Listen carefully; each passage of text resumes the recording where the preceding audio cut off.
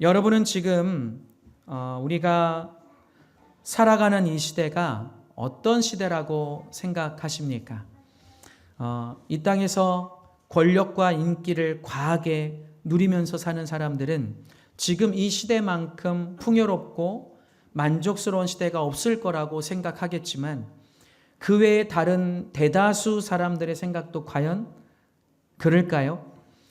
사실 그 어느 시대보다 과학적으로 비약적인 발전이 이루어지고 있고 대다수 국가의 대다수 사람들이 여유롭고 풍족한 시대를 누리면서 살아가고 있습니다.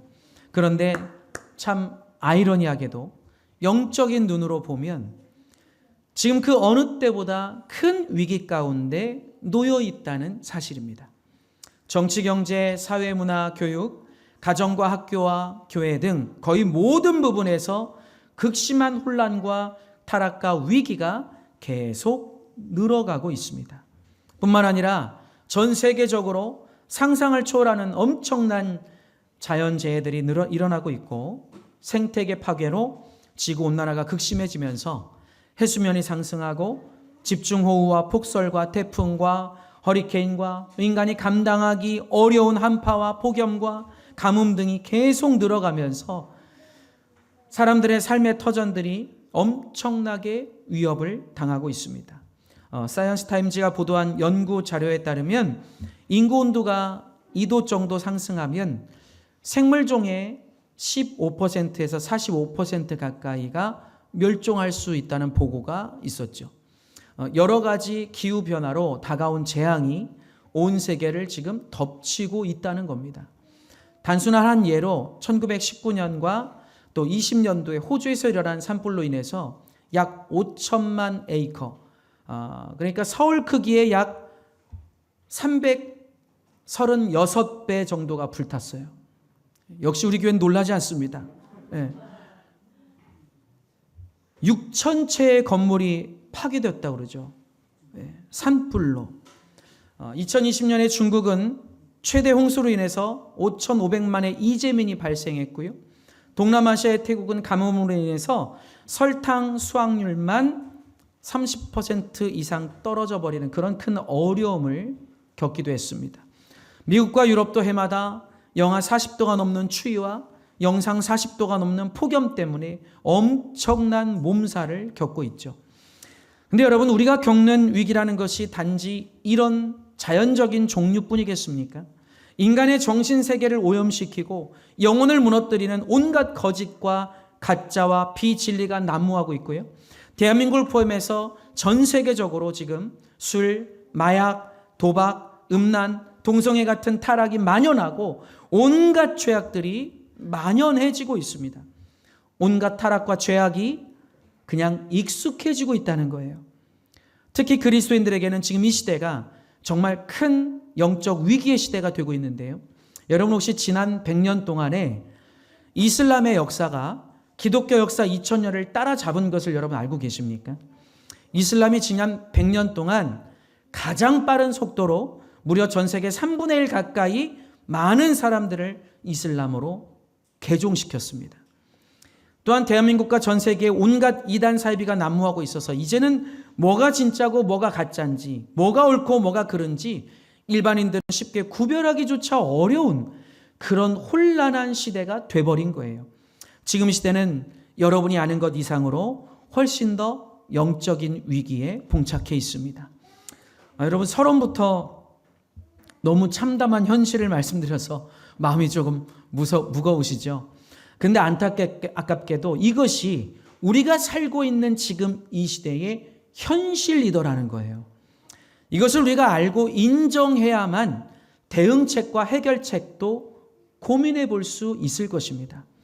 하나님의 백성인 우리들조차도 지금 시대가 이러니까 어쩔 수 없지 않냐, 우리도 그냥 적당히 적응하면서 살자 할 수는 없는 거니까요.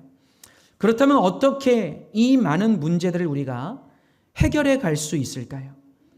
예수님의 말씀대로라면 시간이 갈수록 이런 수많은 문제들이 지금보다 더 극심해질 텐데 그리스도인인 우리는 지금 이 현실 속에서 어떻게 이 많은 문제들을 견뎌내고 버텨내고 또 이겨낼 수 있을까 하는 겁니다. 이 현실 속에서 그리스도인인 우리가 동화되지 않고 휩쓸리지 않고 믿음을 지키고 신앙을 지키고 더 나아가서 하나님의 뜻대로 세상의 빛과 소금의 역할을 감당하면서 살 수 있으려면 어떻게 해야 할까 하는 것이에요. 방법이 뭘까요? 오늘 우리는 말씀을 통해서 하나님이 주시는 해답을 얻게 되기를 주님의 이름으로 축원합니다. 자, 우리 첫 번째로 따라해 볼까요? 나의 영혼아, 잠잠히 하나님만 바라라. 아멘. 다윗이 아들 압살롬의 반란으로 피난길에 올랐을 때 그는 극심한 위기와 고난과 어려움 앞에서 하나님 앞에 이렇게 고백합니다. 나의 영혼이 잠잠히 하나님만 바라며 나의 구원이 그에게서 나오는도다. 또 5절 말씀에 나의 영혼아 잠잠히 하나님만 바라라. 물은 나의 소망이 그로부터 나오는도다.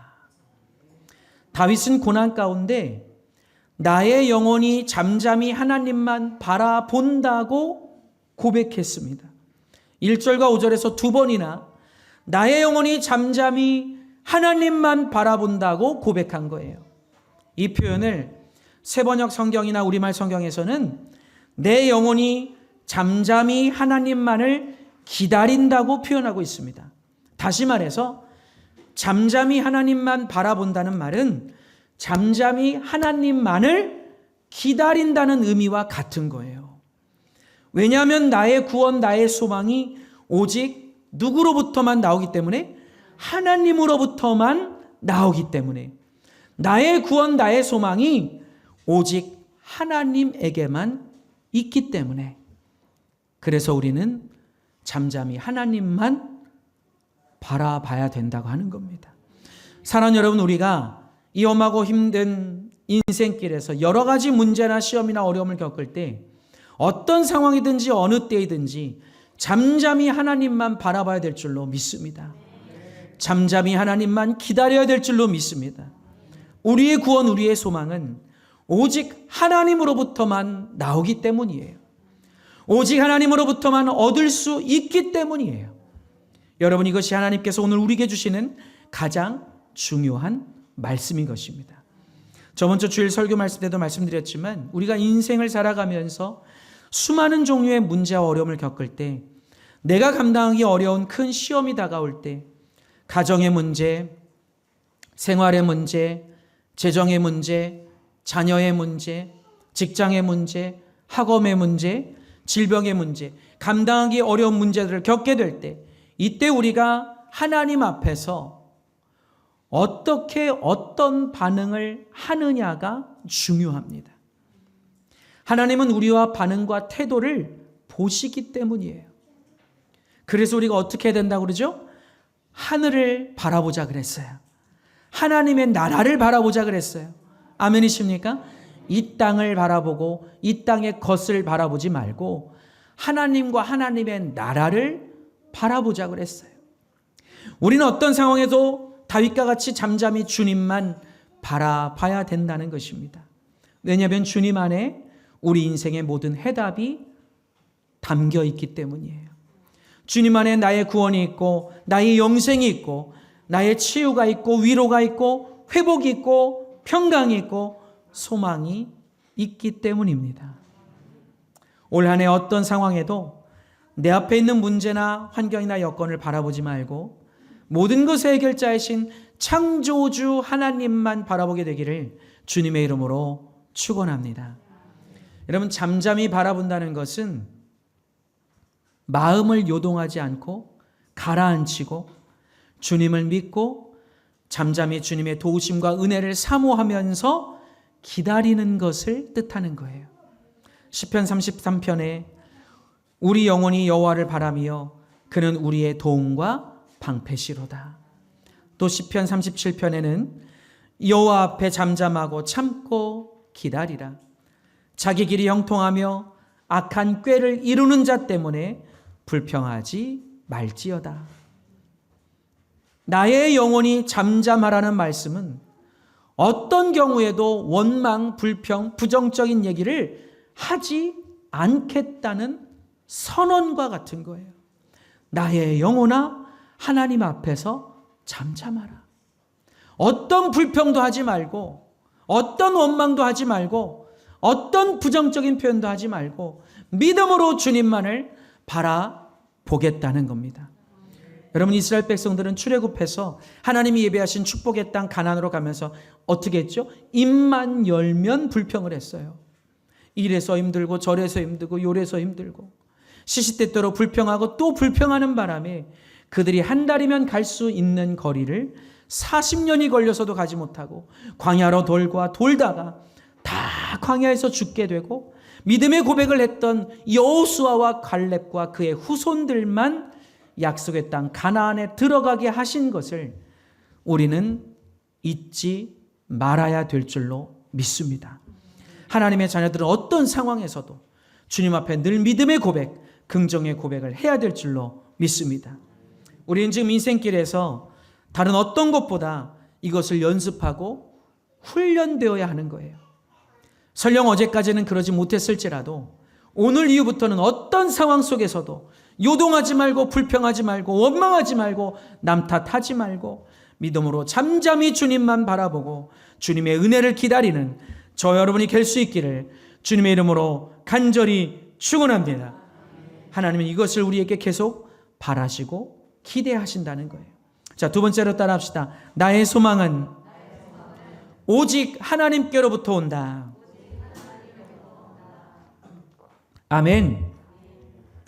하나님의 자녀인 우리의 소망은 이 땅과 이 땅의 것에 있지 않습니다. 아무리 부와 명예와 돈이 있어도 그것은 있다가도 한순간에 없어질 수 있는 것들이에요.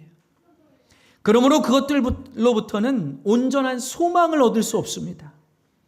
오히려 그것들 때문에 주님이 나에게 주셨던 내 마음의 평안과 만족과 감사를 뺏길 수 있고 흔들릴 수 있고 변질될 수 있고 다시금 마귀의 총노릇하게 될 수 있다는 거예요. 지금 이 땅에 수많은 다수가 이렇게 되어가고 있지 않습니까? 여러분, 이것을 빨리 깨닫는 사람일수록 인생을 대하는 마음과 태도가 달라지고 인생의 결과가 다르게 될 수 있습니다. 우리가 잠잠히 하나님을 의지하고 바라볼 때 하나님으로부터 온전한 소망을 얻게 되는 줄로 믿으시기 바랍니다. 무릇 나의 소망이 그로부터 나오는도다. 누구로부터요? 하나님으로부터요. 누구로부터요? 하나님으로부터 나의 소망이 나온다는 거예요. 여러분, 하나님의 자녀들이 잠잠히 하나님을 의지하고 바라보면 하나님께로부터 구원이 임하고 놀라운 은혜가 임하고 누구도 뺏을 수 없는 영원한 소망이 임하게 되는 줄로 믿습니다. 본 말씀 1절에는 구원이 임한다고 말씀하고 있고요, 5절 말씀에는 소망이 임한다고 말씀했는데, 잠잠히 하나님만 의지하고 바라보면 하나님은 우리를 절망과 좌절에서 구원해 주시고, 아멘, 문제와 어려움 가운데서 구원해 주시고 우리에게 영원한 꿈과 소망을 갖게 해 주신다는 거예요. 사실 우리가 이렇게 타락하고 험한 세상에서 늘 마음의 감사와 기쁨과 행복과 만족과 평강을 가진다는 게 쉬울 일입니까? 마귀가 우리를 가만히 내버려 두지 않고 세상과 환경이 가만히 내버려 두지를 않아요.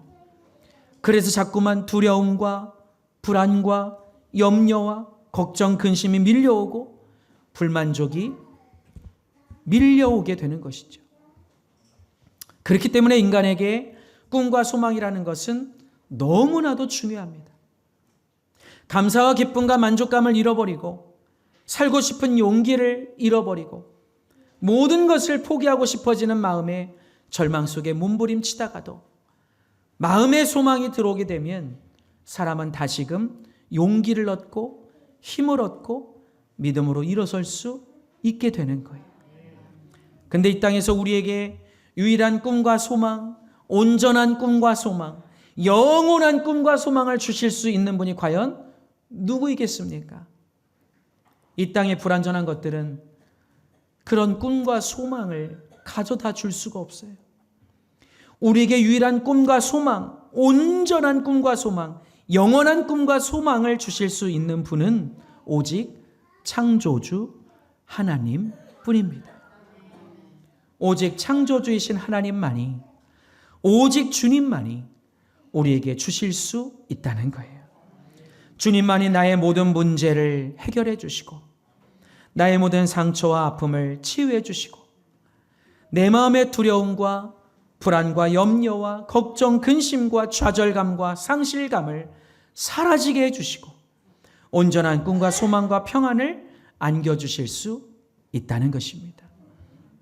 그렇기 때문에 다윗은 잠잠히 하나님만 바라보라고 선포했던 거예요. 얼마 전에 기사를 보니까 이 50대 이상의 국민들이 한 5가지 정도의 두려움을 대다수의 사람들이 가지고 산다고 그래요. 그 5가지를 이렇게 정리했던 내용이 기사로 올라온 걸 봤습니다. 그 중에 한 가지가 이 건강에 대한 것이었어요. 암, 암에 대한 두려움, 그것을 가지고 살아가게 된다는 거죠. 그래서 병원 진료를 가는 것을 극도로 꺼려한답니다. 혹시라도 무서운 병이 발견될까 봐서 병원 진료를 받으러 가는 것을 꺼려한대요. 지금 우리가 이런 두려움 속에 살아가고 있다는 거죠.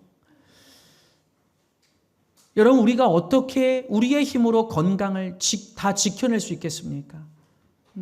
요즘에도 독감이 유행이라서 우리 많은 지체들이 굉장히 어려움을 겪고 있는데, 여러분, 코로나니 독감이니 우리가 인간의 힘으로 이 모든 바이러스들을 어떻게 다 막아낼 수 있어요? 그럼 그렇다고 해서 우리가 이 땅에 살면서 매번 두려움 속에 빠져서 살아야 되겠습니까? 사랑하는 여러분, 우리에게 평안을 주시는 이는 하나님이세요. 하나님을 바라볼 때 내 안에 두려움이 밀려나가고, 하나님을 바라볼 때 하나님으로부터 평강이 주어지게 되는 것입니다. 사랑하는 여러분, 이 땅에서 살면 살수록 내가 마음을 깊이 두면서 온전히 의지하고 기대할 수 있는 것이 생각보다 별로 없다는 것을 알게 되지 않습니까? 자녀로 인한 기쁨과 행복도 잠시입니다. 자녀들이 커가고 장성할수록 그것도 줄어들기 마련이에요. 일과 돈과 물질도 마찬가지입니다. 있을 때는 잠시 좋지만 언젠가 사라지면 그 즉시 우리 마음에서 기쁨과 만족과 행복이 사라지고 말아요. 온전하지가 않더라는 겁니다. 이걸 깨달은 사람은 이런 것들에 소망을 두지 않습니다. 그러다 보니까 이런 것들로 인해서 마음이 불안해지거나 쫓기거나 시험에 들지도 않더라는 거예요. 여러분, 이 땅에서 우리 삶의 유일한 소망은 하나님밖에 없습니다. 우리 인생의 모든 문제, 어려움과 고통을 해결해 주실 분은 주님밖에 없습니다. 주님만이 우리를 구원하십니다. 구원은 하나님으로부터 오는 거예요. 이 구원은 어제의 구원, 오늘의 구원, 앞으로도 있을 영원한 구원을 모두 포함하는 것이죠. 오직 주님 안에 우리의 참 소망이 있습니다. 기독교 음악계의 거장이신 조지 비벌리 시어라는 분이 계십니다. 이분은 일평생 하나님께서 주신 아름다운 목소리로 또 음악성으로 곡을 만들고 찬양을 하다가 2013년에 104세의 나이로 하나님의 부르심을 받고 천국에 가셨는데요. 우리가 너무나도 좋아하고 많은 은혜를 받고 있는 곡이죠. 주 예수보다 더 귀한 것은 없네. 이 찬송곡을 작곡하신 분이기도 합니다. 이분은 예수님을 만난 다음 예수님보다 더 귀한 분이 없습니다. 나는 이 목소리를 한평생 주님께 바쳐서 주님을 위해 살다가 가기를 원합니다 라고 고백했습니다. 그래서 빌리그램 전도단에 들어가서 목사님이 가는 곳마다 복음을 전하며 찬양을 불렀어요. 이 세상 그 무엇과도 주님을 바꿀 수 없다고 선포하면서 전 세계 수많은 사람들에게 찬양을 통해 복음을 전하고 많은 은혜를 끼쳤습니다. 조지 비얼리 시어는 어디를 가든지 간에 저는 이 세상 무엇과도 주님과 바꿀 수 없다는 고백을 선포했습니다.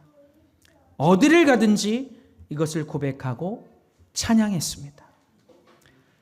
시편 62편 6절에서 7절 말씀에 오직 그만이 나의 반석이시요 나의 구원이시요 나의 요새이시니 내가 흔들리지 아니하리로다. 나의 구원과 영광이 하나님께 있으며 내 힘의 반석과 피난처도 하나님께 있도다. 여러분, 오직 주님만이 나의 모든 것이 되십니다.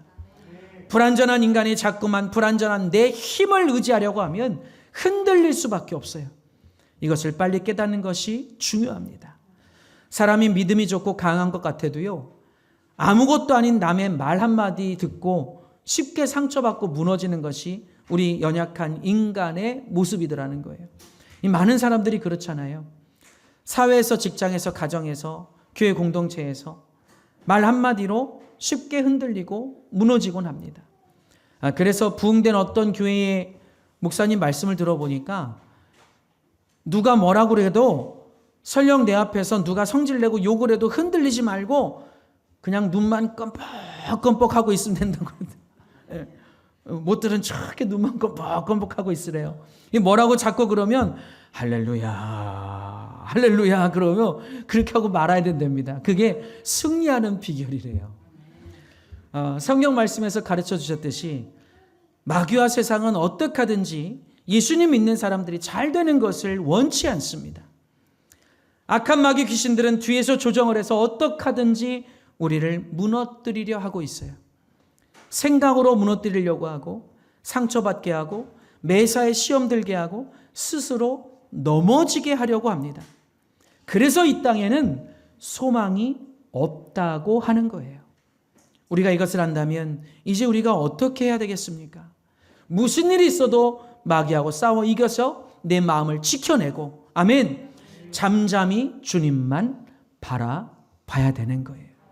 이것이 곧 믿음이고 이것이 곧 신앙입니다. 주님은 이것을 보시고서 역사해 주시는 거예요. 히브리서 12장 2절 말씀이죠. 믿음의 주여 또 온전하게 하시는 예수를 어떻게 하자? 바라보자. 바라보자. 예수를 바라보자. 따라합시다. 예수를 바라보자. 우리 옆에 분에게 말씀해 주세요. 예수님만 바라보세요.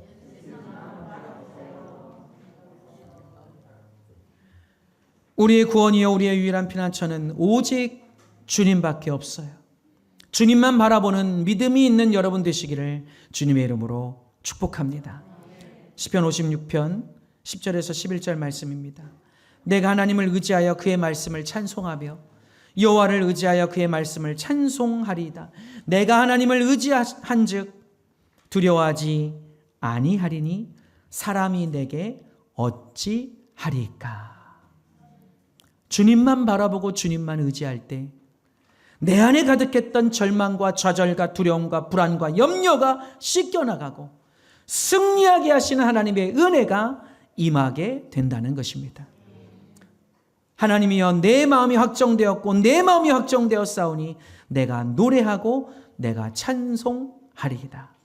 어떤 문제를 겪고 어려움을 겪고도 주님 앞에 감사하고 찬양하는 참 성도들이 되시기를 주님의 이름으로 축원합니다. 문제가 있는 상황에서도 주님만 바라보고 의지하면 찬양이 나오고 감사가 나올 수 있게 되는 거예요. 내 마음의 만족이 회복되고 소망이 밀려오게 됩니다. 이것이 하나님의 자녀가 이 땅에서 승리하는 비결인 거예요. 저번 주 오늘 우리가 함께 찬양했던 선한 능력으로라는 곡, 제가 잠깐 보네포 목사님의 간증을 나눴었죠. 저는 이 찬양을 어저께도 밤새 들었는데 정말 이런 믿음이 될 수 있다면 하나님이 얼마나 기뻐하실까. 억울한 죽음을 앞두고 있음에도 정말 누가 봐도 벗어날 길이 없어요. 죽음의 시간이 다가오고 있는 순간이에요. 그럼에도 그의 입에서는 어떤 고백이 나왔습니까? 형제들이여, 믿음의 사람들이여, 나와 함께 하나님을 바라봅시다. 하나님께로 나아갑시다. 우리 소망을 가지고 나아갑시다. 복된 한 해를 열어갑시다. 여러분, 죽음이 코앞에 온 사람이 복된 한 해를 함께 소망으로 열어가자고 고백하는 거예요. 여러분, 어떻게 이런 고백이 가능할까요? 사랑하는 여러분, 우린 하나님 앞에 믿음을 앞세울 것이 아무것도 없습니다. 자신할 수 있는 게 아무것도 없어요. 하나님 앞에 우리는 부끄러운 존재들입니다. 여러분, 올 한 해 주님만 바라보고 정말 우리 보네포 목사님과 같은 그런 굳건한 믿음의 사람들이 될 수 있기를 주님의 이름으로 축원합니다. 성경을 보면 예수님께서 십자가에 달리기 전 제자들과 마지막 만찬을 하시고 겟세마네 동산에 기도하러 올라가시면서 찬송을 하면서 올라가셨다고 성경은 기록하고 있어요. 이제 곧 십자가에 달리실 분이 하나님을 찬미하면서 기도하러 올라가셨다는 거예요. 바울과 실라가 복음을 전하다가 억울하게 매맞고 갇혔을 때에 그들은 불평하지 않았습니다. 원망하지 않았습니다. 대신에 그들은 찬송을 했어요. 사도행전 16장 25절 말씀이죠. 한밤중에 바울과 실라가 기도하고 하나님을 찬송하며 죄수들이 듣더라. 여러분, 생각해 보세요. 감옥 안에 있는 사람들이 착한 사람들이겠습니까? 근데 그 사람들이요, 조용한 한밤중에 바울과 실라가 뜨겁게 기도하고 찬송을 하는데도 화를 내지 않고 들었다는 거예요. 저 여러분이 시험과 문제, 어려움 속에서도 소망을 가지고 주님을 찬송할 때에 주변을 변화시키게 될 줄로 믿으시기 바랍니다. 절망 중에 더 찬송하십시오. 환난 중에 주님을 더 찬송하십시오. 불안과 염려와 걱정이 밀려올수록 더 찬송하십시오. 여러분의 마음을 가두고 있는 문이 열릴 때까지, 주님 안에서 해답의 문이 열릴 때까지 주님을 찬송하십시오. 그때 여러분의 삶에 하나님의 놀라운 은혜의 역사가 일어나게 될 것입니다. 사랑하는 여러분, 아무리 힘들고 어려운 상황이더라도 주님이 주시는 소망이 있으면 흔들리지 않아요. 쓰러지지 않아요. 절망하지 않습니다. 포기하지 않습니다. 주께서 주시는 소망이 나를 붙들어주고, 아멘, 나를 지탱해주고 나에게 용기를 주고 힘을 주기 때문이에요. 오직 주님 안에 온전한 소망, 참 소망, 영원한 소망이 있습니다. 여러분, 기억하십시오. 우리의 믿음은 말로 증명되는 게 아니라 우리의 삶과 태도로서 증명될 수 있어야 합니다. 어렵고 힘들수록 자꾸 다른 것을 바라보고 다른 것을 생각하고 자신의 생각으로 어찌 해보려고 하지 말고 주님 바라보고 의지하고 주님을 찬송하기를 바랍니다. 여러분, 이것이 진짜 믿음인 거예요. 2026년도 올 한 해 저 여러분 모두가 주님을 기쁘시게 하는 진짜 믿음의 사람들이 되기를 주님의 이름으로 축원합니다. 주님께서 우리의 믿음을 보시고 반드시 역사해 주시고 축복하실 것입니다. 마지막 세 번째로 함께 따라할까요? 언제든지 하나님을 의지하고 하나님께 마음을 털어놓으라. 우리 한 번 더 고백해 볼까요? 언제든지 하나님을 의지하고 하나님께 마음을 털어놓으라. 할렐루야. 여러분, 하나님의 자녀는 언제든지 주님께 마음을 털어놓을 수 있어야 합니다. 언제든지 주님 앞에 나아가서 부르짖어 기도할 수 있어야 된다는 말씀이에요. 8절 말씀이죠. 백성들아, 시시로 그를 의지하고 그의 앞에 마음을 토하라. 하나님은 우리의 피난처시로다. 하나님 앞에 마음을 토하라는 말씀은 우리가 고난일 때, 고통일 때, 시험과 문제와 환난 가운데 있을 때 주님께로 나아가서 주님께 마음을 다 털어놓고 기도하라는 뜻인 거예요.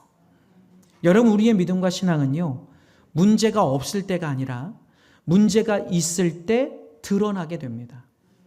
그럴 때 내 믿음이 진짜냐 가짜냐 증명이 된다는 사실이에요.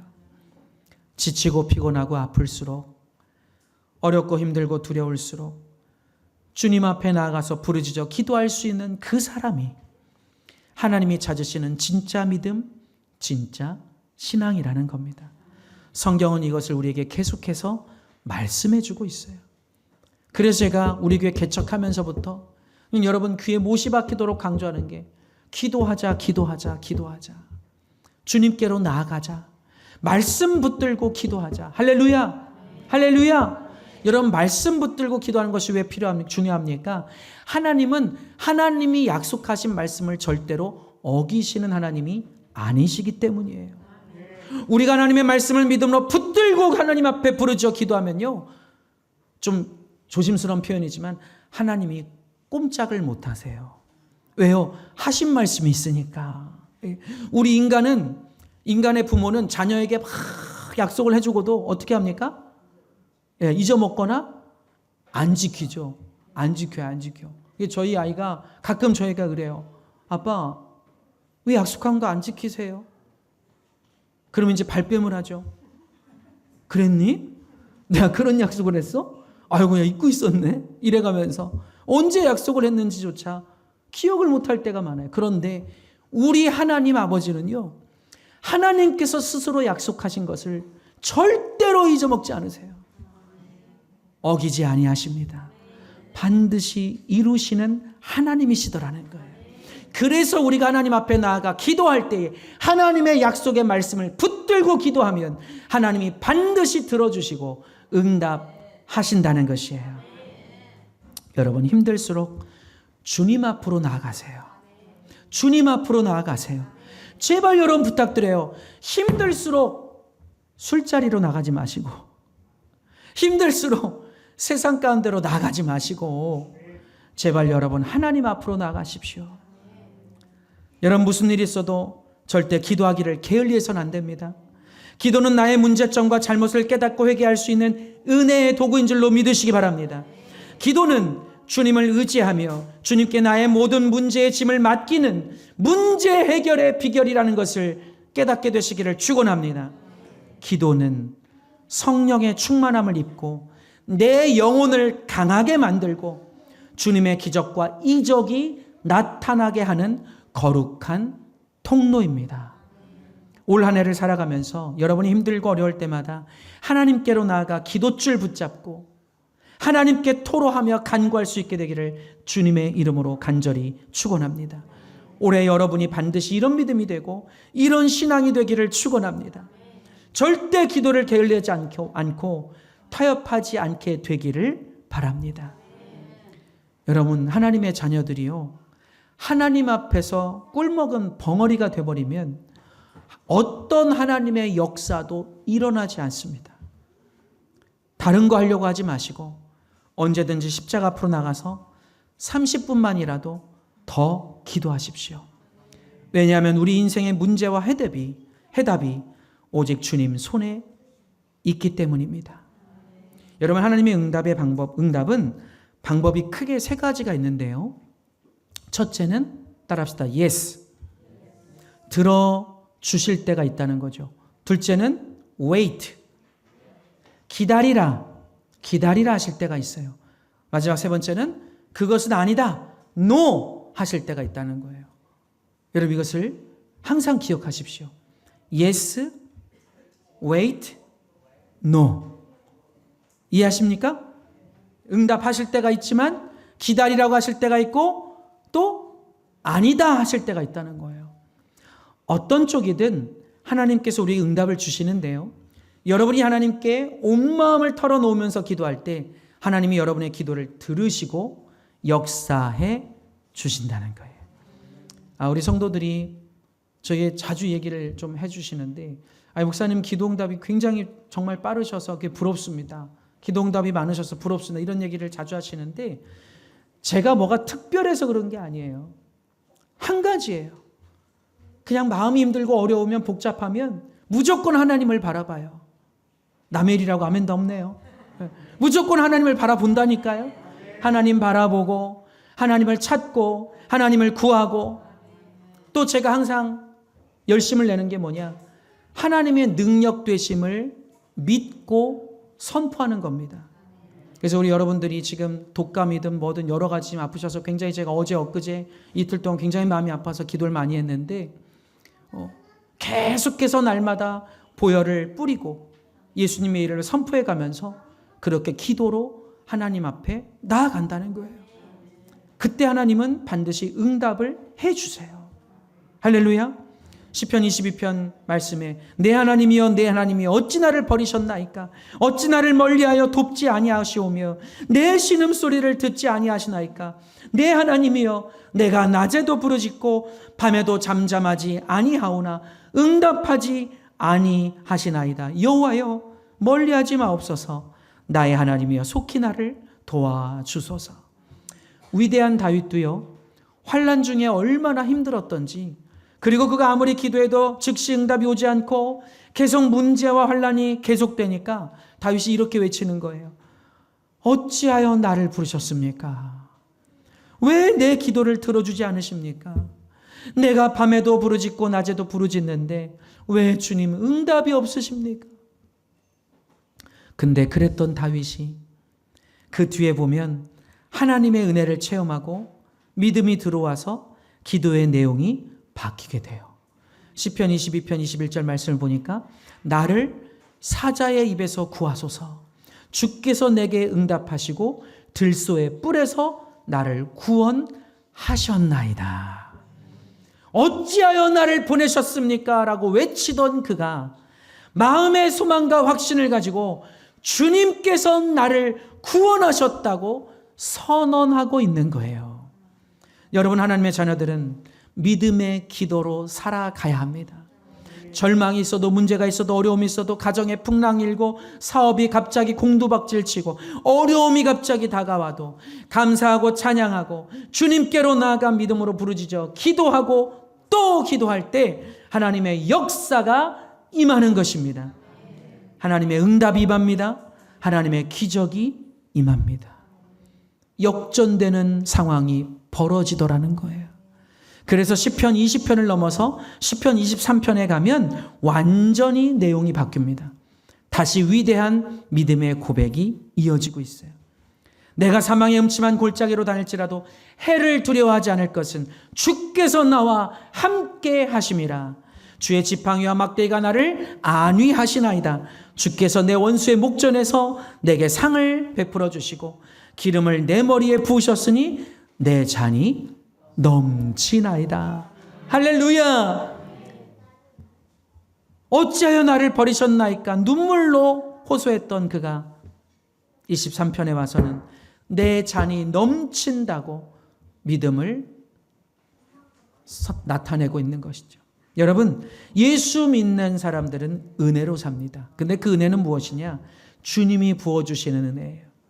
내 잔이 넘치는 은혜입니다. 너무 힘들고 고통스러워서 차라리 그냥 다 포기하면 좋겠다 싶을 때도 주님께로 나아가 믿음, 마음을 털어놓고 간구하면 내 잔이 넘치나이다 고백할 수 있게 만들어 주신다는 것이죠. 여러분, 언제든지 주님께 나가서 마음을 다해 기도하길 바랍니다. 잠잠히 주님만 바라보고 기도하길 바랍니다. 내 잔이 넘치나이다. 주님께서 이런 복을 우리에게 부어주실 줄로 믿습니다. 저는 한 가지 더 믿음의 간증의 고백, 그 간증을 좀 나누길 원하는데요. 호레시오 스페포드라는 분의 간증을 들을 때마다 저는 큰 감동을 느끼는데, 이분이 자기 아들도 잃고 딸 넷을 잃었는데도 주님 앞에서 평안함을 가지고 감사하고 찬양 드리는 것을 볼 때 은혜와 감동을 받을 수밖에 없게 됩니다. 이분은 1860년 시카고 법무부 법인의 대표로서 또 린드대학교와 시카고 국가대학의 법리학 교수로서 또 신학교 이사 그리고 운영인으로서 섬기던 주님의 귀한 일꾼이었는데요. 무디 부흥사를 도와서 무디교회 회계 담당 집사님으로 또 봉사하셨고 교회를 열심히 섬기는 하나님의 일꾼이셨는데 1871년 10월 시카고 대화재, 여러분 아시는 분들 많을 겁니다.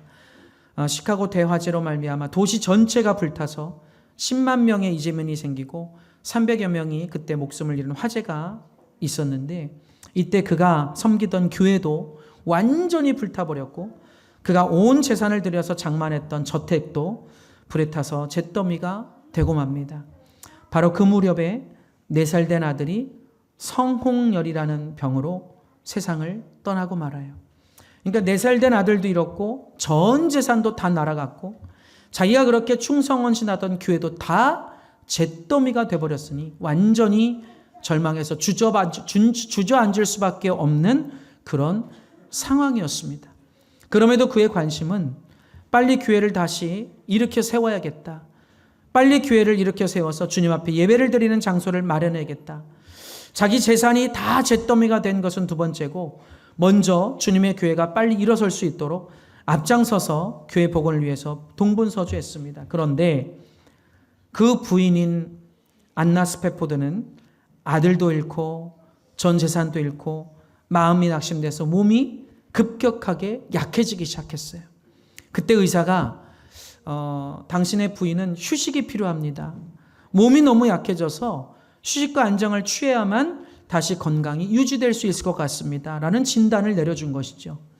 그래서 온 가족이 유럽에 잠시 가서 쉬면서 재충전을 하기로 하고 부인과 4딸과 함께 유럽 여객선에 표를 끊었는데 가기로 한 날 여러 가지 처리해야 될 일들이 생기면서 아내와 애들을 먼저 보냈어요. 그리고서 부인과 4딸을 태운 그 배가 1813년 11월 313명을 태우고 뉴욕항을 떠나서 대서양을 지나고 있었는데 일주일 후인 새벽 2시에 영국의 범선과 충돌을 하고 맙니다. 그래서 그 배가 침몰하고 말아요. 313명 승객 중에서 무려 226명이 죽고 87명만 겨우 구조가 됐습니다. 그의 아내도 겨우 구조가 됐지만 너무 안타깝게도 12살 애니, 7살 맥이, 4살 베시, 18개월밖에 안 된 타니타 이렇게 4딸이 한꺼번에 목숨을 잃고 맙니다. 이 비보를 듣고 동료들이 달려와서 스페포드를 위로했는데요. 그때 그가 이렇게 고백을 했다고 그러죠. 내게 어떤 고난이 닥쳐와도 주님을 의지할 수 있게 되어서 감사합니다. 그래서 그가 아내를 데리러 영국으로 배를 타고 가는데 도중에 선장님이 설명을 해줍니다. 지금 우리가 지나가는 이곳이 배가 충돌해서 가라앉은 장소입니다. 근데 그때 이 스페포드가 갑자기 세상을 떠난 4딸의 모습이 떠오르면서 그가 울면서 이렇게 기도했다고 그래요. 주님, 저는 주님의 일을 가장 귀하게 하겠고 주님을 사랑했습니다. 그런데 왜 이런 고통을 주십니까? 이제 저는 어떻게 살아가야 합니까? 밤새 그 배에서 눈물로 엎드려 하나님께 부르짖어 기도하면서 마음을 토해놓고 기도하고 또 기도할 때 하나님께서 그에게 임하셨고 그에게 말씀을 주셨는데요. 열왕기하 4장 21절의 말씀을 주시더라는 거예요. 사랑하는 아들을 잃고 엘리사를 향해 달려가던 수넴 여인의 고백입니다. 너는 달려가서 그를 맞아 이르기를 너는 평안하냐? 내 남편이 평안하냐? 아이가 평안하냐 하라 하였더니 여인이 대답하되 평안하다. 세상에 자기 아들이 죽었는데 하나밖에 없는 아들을 잃은 엄마의 고백은 어떤 고백이었습니까? 평안하다라는 고백이었어요. 세상 사람들의 눈으로 봤을 때는 정신이 나간 여자인 것이죠. 제정신이 아닌 거예요. 그런데 그녀는 하나님 앞에서 뭐라고 고백합니까? 내 영혼이 평안합니다. 보통 사람 같았으면 지금 내 몸이 갈기갈기 찢어져서 죽을 것 같습니다. 하나밖에 없는 아이가 죽었어요. 선지자님이 기도해 주셔서 어렵게 얻은 아이인데 기도해 주셔서 난 아이를 하나님이 어떻게 도로 데려가실 수 있습니까?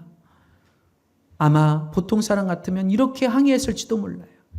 그런데 그 여인의 대답은 평안하다였습니다. 내 마음이 평안합니다. 열왕기하에 나오는 수넴 여인의 그 마음이 스페포드 씨의 마음에 그대로 와 닿았습니다. 그리고 그의 마음에도 주님 주시는 평안이 임했다고 그래요. 하나님, 저에게 이 말씀을 주셔서 감사합니다. 그리고 그 자리에서 그가 펜을 들어서 글을 써내려 갑니다. 내 인생길에 강 같은 평화가 흘러들 때도, 거친 파도 같은 슬픔이 몰아칠 때도, 내 삶에 어떤 일이 생기든지 주님 날 이렇게 말하도록 가르치셨네. 평안해. 내 영혼 평안해. 내 영혼 평안해. 내 영혼 평안해. 저 마귀는 우리를 삼키려고 입 벌리고 달려와도 주 예수는 우리의 대장 되시니 끝내 싸워서 이기리라. 내 지은 죄 주홍빛 같더라도 주 예수께 다 아뢰면 그 십자가 피로써 다 씻으사 흰 눈보다 더 청하리라. 저 공중에 구름이 일어나며 큰 나팔이 울릴 때 주 오셔서 세상을 심판해도 나의 영혼은 겁 없으리라. 이 가사가 나중에 곡으로 만들어지고 1876년에 복음성가집으로 출간이 됩니다. 이후로 스패포드와 그의 부인은 매년 3만 명 이상의 아이들을 돌보는 스패포드 아동센터를 설립했고요. 다시 얻은 두 아이와 함께 예루살렘으로 들어가서 죽을 때까지 고아와 가난한 사람들을 섬기다가 주님의 부르심을 받게 됩니다. 우리가 이 찬양 많이 부르죠? 내 평생에 가는 길 순탄하여 늘 강 같은 강 같은지 분풍 바로 무섭고 어렵든지 나의 영혼은 늘 편하다.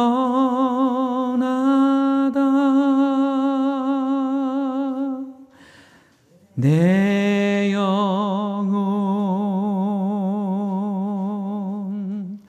평안해.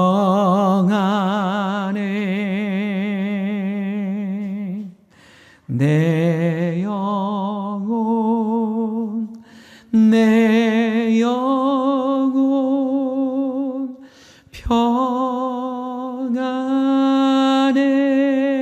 평안해. 할렐루야. 우리 주님을 찬양합니다.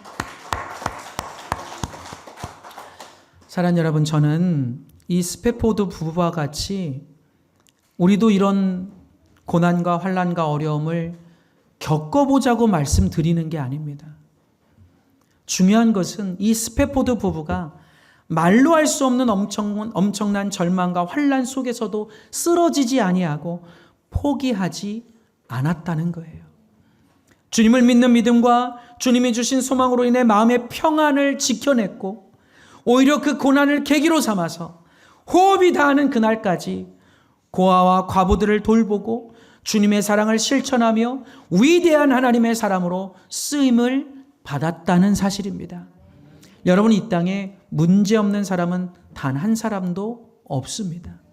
하나님의 자녀인 우리들은 어떤 어려움이 다가오고 문제가 다가와도 문제를 바라보지 말고, 환경을 바라보지 말고, 상황을 바라보지 말고 믿음으로 주님만 바라보고 마음의 평안과 평강을 지켜낼 수 있기를 주님의 이름으로 축원합니다.